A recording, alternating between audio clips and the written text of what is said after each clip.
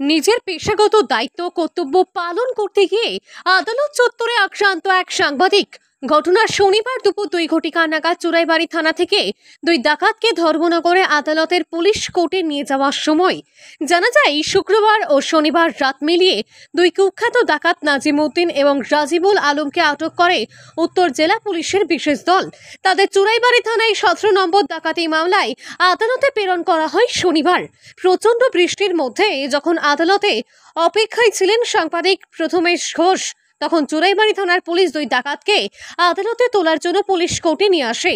এই দৃশ্য ক্যামেরা বন্দী করার জন্য যখন দৈনিক সংবাদ পত্রিকা ধর্মনগর প্রতিনিধি মোবাইল দিয়ে ছবি তুলছিলেন, তখন রাজিবুল ওই সাংবাদিকের উপর আক্রমণ চালায় এবং লাথি মেরে মোবাইল মাটিতে ফেলে দেয়।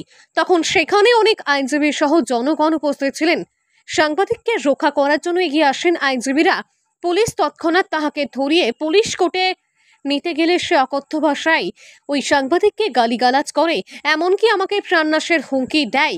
এরপরেই ওই সাংবাদিক এই ঘটনার বিবরণ জানিয়ে ধর্মনগর থানার দ্বারস্থ হন এবং রাজিবুলের বিরুদ্ধে লিখিত অভিযোগ দাখিল করেন থানায়।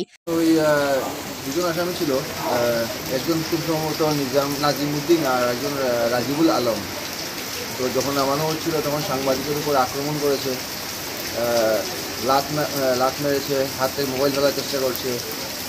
যখন ছেলে নিয়ে ঢুকানো হচ্ছিল পুলিশ কোর্টের ছেলে, তখন অকথ্য ভাষায় গালিগালাজ করছিল।